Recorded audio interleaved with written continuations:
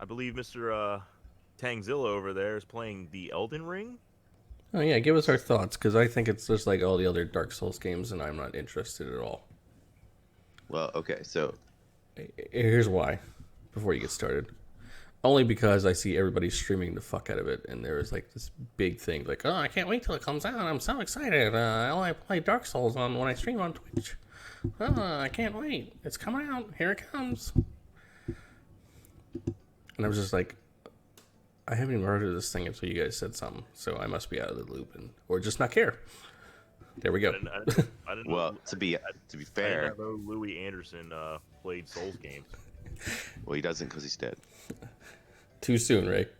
That was a spot-on Louis Anderson impression you just did right there. I didn't even realize I was doing it. I'm Louis Anderson. Hey, he's my cousin.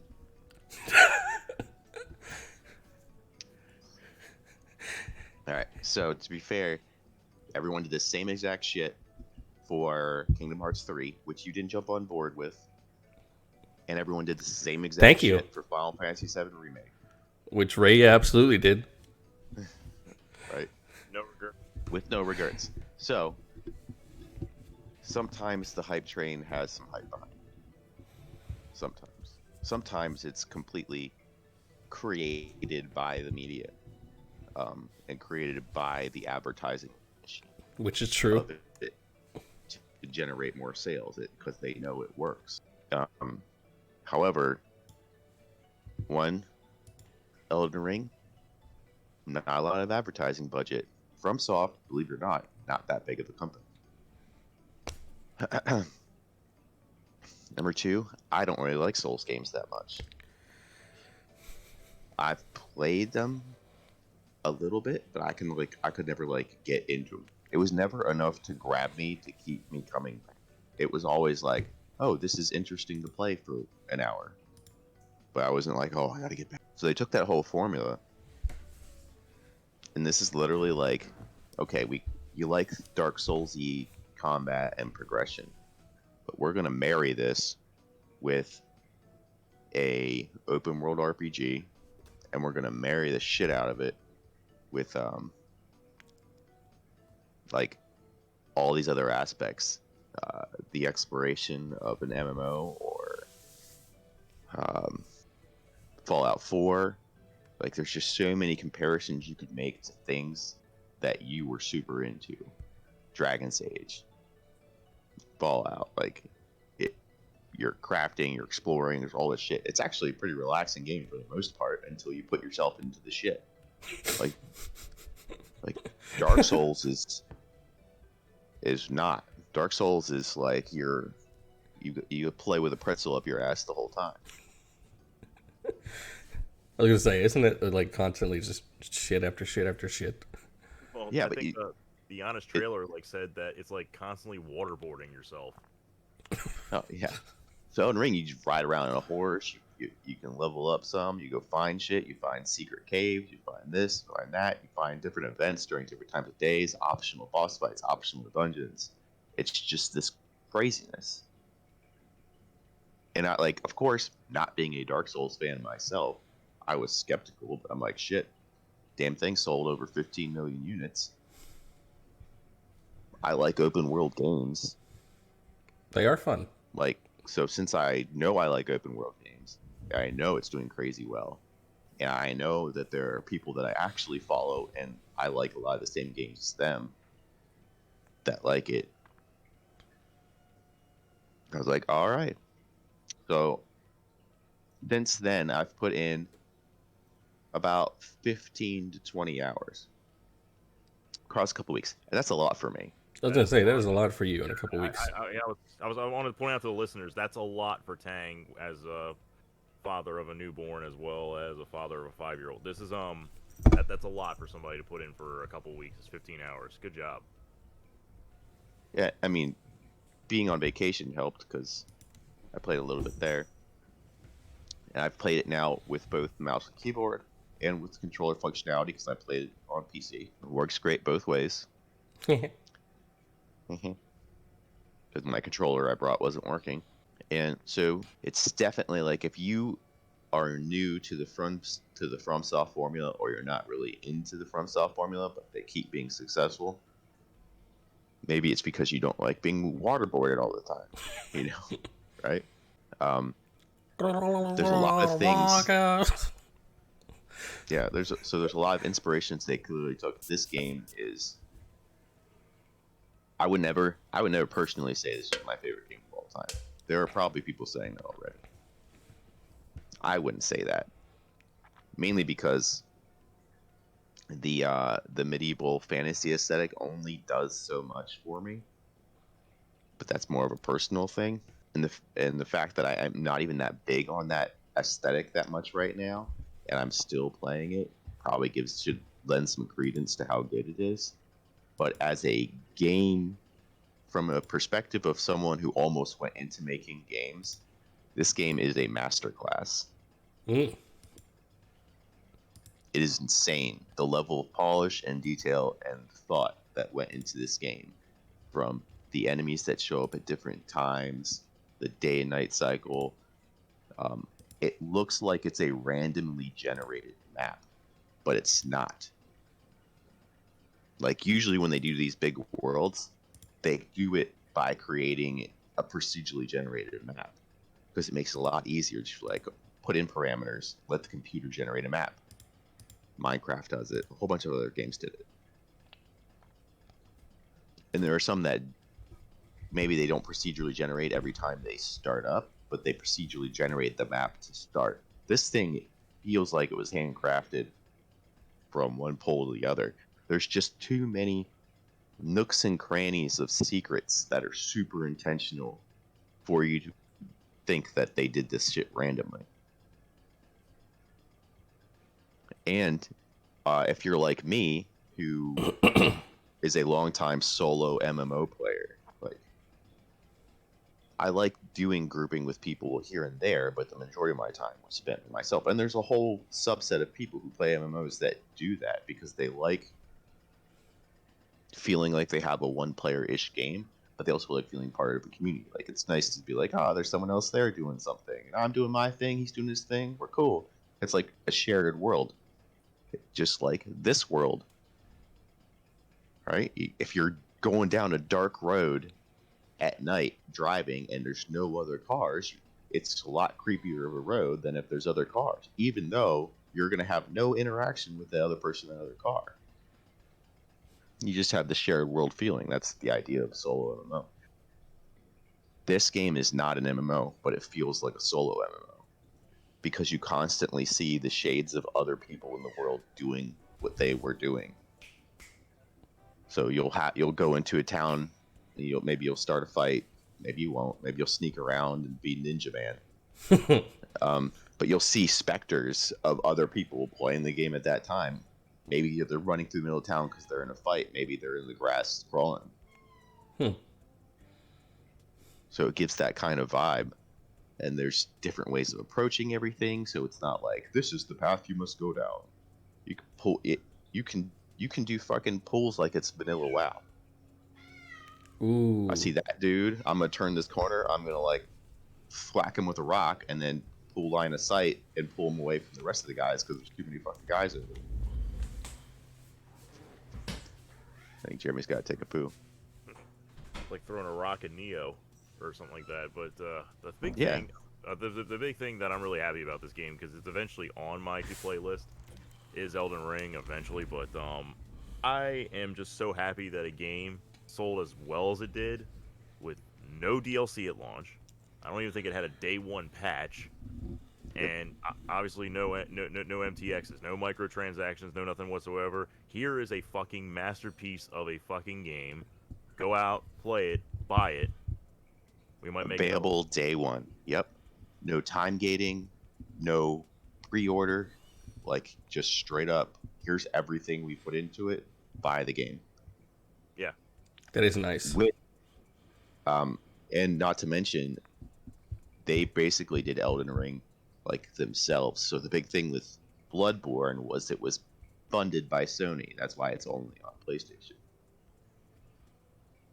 This thing, no wonder it took them so long to do, because it's out on everything. So they probably didn't take a lot of funding. They did 99% of this shit in house.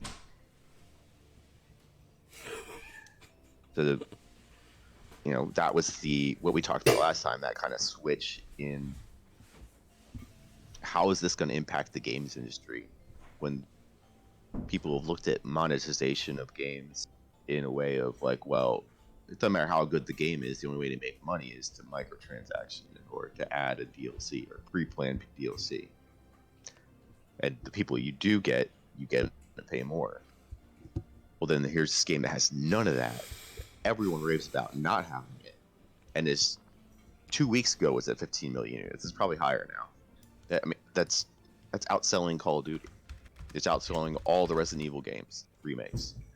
Like all the big releases you can think of in the last 2 years, Eldin Ring is outselling that. Because it's actually a fucking video game that has polish. That just said, no, to hell with day one patches, to hell with everything like that. We get one launch of a game, we gotta get this right. And for the most part, they did, minus a few hiccups on PC, but I guess your mileage may vary. How's your performance on that? I get some stuttering, but it's not game breaking. No. Like, nothing like super game breaking. That's pretty much the general basis, is there's nothing like what the fuck is going on with my video game? Or like, oh my god, this is making my eyes bleed, the freaking variable frame rates. Yeah, it's Dark Souls Breath of the Wild. Mm-hmm. Yeah, well, plus a game can't be perfect. No. Especially they're gonna miss something. As that big and that ambitious, for them to get this close to being perfect as it is like I said, it's masterpiece. It's insane. Yeah. Just from everybody streaming it, I can just tell, I'm like, god damn, this is like a special fucking video game. It is super duper ambitious. You haven't completely swayed me yet, but He's getting like there. you have to take the fact that like don't get into Dark Souls out of it. The only reason Dark Souls people are playing it is 2 reasons: because it's from FromSoft, and it has a stamina bar. That's it. And we've played tons of games with stamina bars. I could argue Neo is better. I played way more Neo than I did Dark Souls. I think Neo was the first time I played a Dark Souls game. Or Souls-like. Yeah. Neo was fun. Well, remember, Souls-like is actually a derivative. It's a 3D version of the Metroidvania. They took a lot of inspiration from Super Metroid to create Souls-likes. That's true. The whole And even accessing saying, new areas and shortcuts and all that. And Souls games are pretty much, NES difficulty with quality of life improvements. It's like, yeah, you just died from this boss and everything like that, but, save point was right there. You just grab your shit, try again. Yeah, there's a death penalty, but you can... So that the idea that you lose your currency makes death feel more impactful, even if you don't lose progress. So it's a nice balance. Especially since, like, later on, you can just get that currency back if you lose it pretty quickly. Yeah, you get your horse so quick in Eldin Ring that it transforms the game. That's always good. Yeah, if you know where to get it, which doesn't take a genius, it's not like hidden. There's a procedure of events to trigger the event that gets you the horse. If you know where to get it, you can get it in like 5 minutes. If you don't know where you're going, you're going to get it within the first hour or 2 of playing, just from randomly walking around. My question is, did you take on that Golden Knight with or without the horse? Like, I did beat him, and I beat him on the horse. And it was not easy. Did you go in there like Sir Didymus? I've only beaten 2 I don't know, bosses. conquer this mountain? I spent most of my time in open world. It's just running around being an asshole. Because that's what you should do. World. Just run around and be an feels asshole. dangerous. That's right. That's why you like open world games. You don't have to go down the prescribed path. Sometimes you want to play the game but not be in the shit. That's only available to you in like so many games. open worlds and MMOs, really. I guess Ray could say that you could just log on to 7 and dick around the gold saucer. Dick around the gold saucer, just go around different parts of the world, see what's like different about it, and Well, not the remake. That's a linear path. yeah, not the remake. That's a linear path. Maybe there's hope for the second part. I mean, Chapter 14 allowed for a little bit of like exploration where you can just go around and be like, look at all the cool shit that's around, and then after that, it's like, okay, back to on the rails. But that was what the basic old school Midgar was. Is you just went through like, okay, you're going from like point A to point B, point A to point B, like for 5 hours, and you're like, oh shit, there's a whole world out here? Fuck. I thought the whole game was in my pants. Eldin Ring, you're getting that from minute 1, and it's like times 1,500. Yeah, it's literally just go do whatever the fuck you want. Yeah, it's like, how long is this game going to take?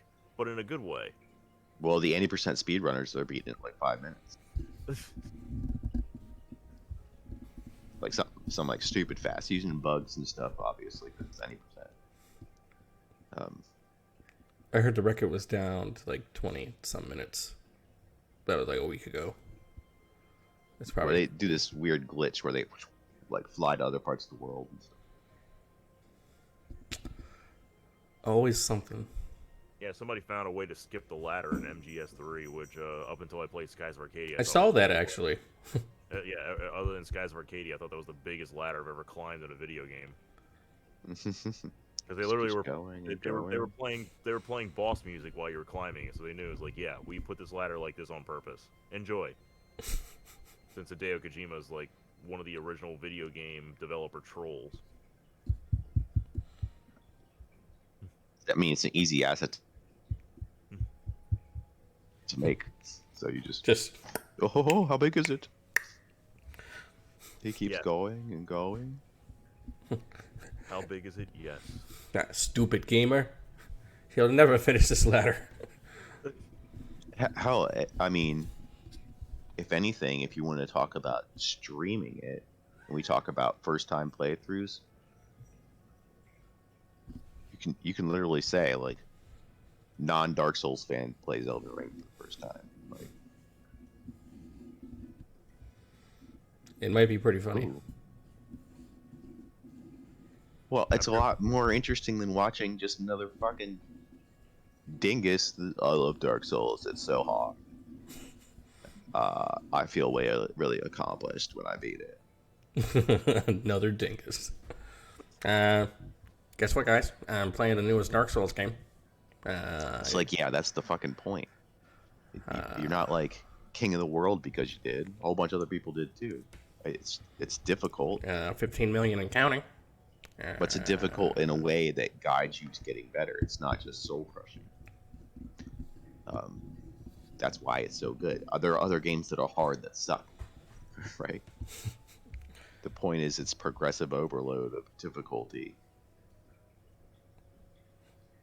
It gets you better, but it never holds your hand. That's kind of the magic of it.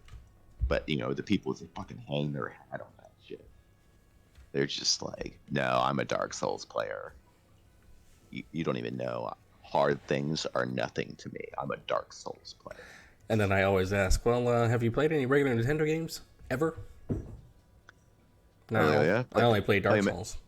Play Mega Man 1 through 3, motherfucker. Tell me what happens when you die. Oh, you gotta start all over again? Mega Man 3, the first Nintendo game that I remember beating. I beat it when I was, I don't know, 9, 10, 8, something. I don't remember. Always remember, who the first person you go after in Mega Man 3 is, right? No, I don't remember. Is it Metal Man? Nope. Nah, he was 2. It's Neku Man. You're right. Oh, it's a Snake Man. So yeah, non-Dark Souls streamer plays Eldin Ring. Could have a nice ring to it. Hey, well. All right, Going back to the impact of Eldin Ring on the gaming, so I just saw this that Nacon has announced the Studio Road Factor's newest title called Hell Is Us. Right? It's from the former Eidos Montreal art director, and who Is Eidos still a company? Owned by Square Enix, yes. owned by Square, and they worked on Deus Ex Human Revelation, and concepts for Marvel's Guardians of the Galaxy game before they transitioned over. So it's described as an action adventure set in some country, blah blah blah. You can read that part for yourself. The interesting part of here is that they asked him about his game because it's just revealed, and he says, "Our goal with Hell Is Us to bring back true adventure and exploration. There's no need for a detailed quest log or a precise waypoint on the map. We want players to feel the thrill of adventure, guided by their feelings and instincts." That is legitimately Eldin Ring. That's There the you exact go. same concept.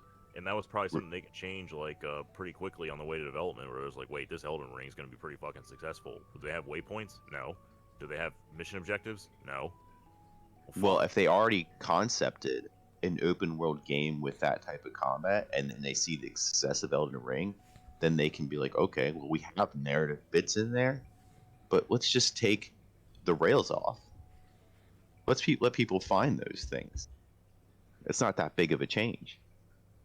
It's way easier to undo it than it is to do it. So, I mean, and they have plenty of time. It just got announced, and it's going to get released sometime in 2023. So it's definitely in that window where it can be like, oh yeah, I mean, it's 2 years after Elden Ring launched. Like, it is definitely influenced by that game's success, 100%.